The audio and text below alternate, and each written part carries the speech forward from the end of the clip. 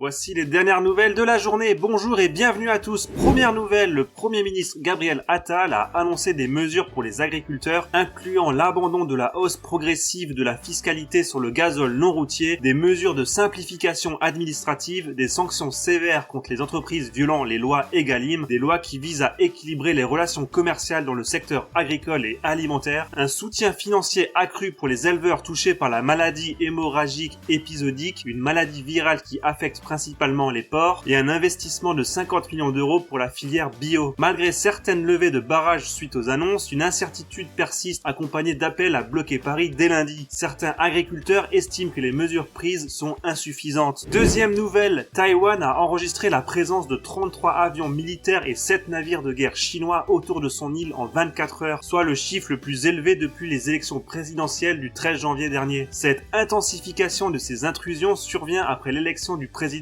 Lai Ching-te du Parti démocrate progressiste qui a promis de protéger Taïwan des menaces chinoises. La Chine, considérant Taïwan comme une de ses provinces, a qualifié Lai de séparatiste dangereux, accentuant les tensions. Troisième nouvelle, le gouvernement américain a donné son feu vert à la vente d'avions de chasse F-16 à la Turquie pour un montant de 23 milliards de dollars après la ratification par Ankara de l'adhésion de la Suède à l'OTAN. Des élus démocrates avaient précédemment bloqué le dossier en raison des préoccupations relatives aux droits de l'homme en Turquie et aux tensions avec la Grèce. Avant de passer aux dernières nouvelles, n'oubliez pas de liker, de partager et de commenter la vidéo pour améliorer et soutenir la chaîne. N'oubliez pas également de vous abonner pour ne pas manquer les prochaines vidéos. Merci à vous. Allez, quatrième nouvelle, Donald Trump, l'ancien président des États-Unis d'Amérique, a été condamné par un tribunal civil de New York à verser 83,3 millions de dollars à Elizabeth Carroll pour diffamation. Carroll l'avait accusé de viol dans les années 1990. Le jury a souligné l'intention de nuire de Trump et l'a reconnu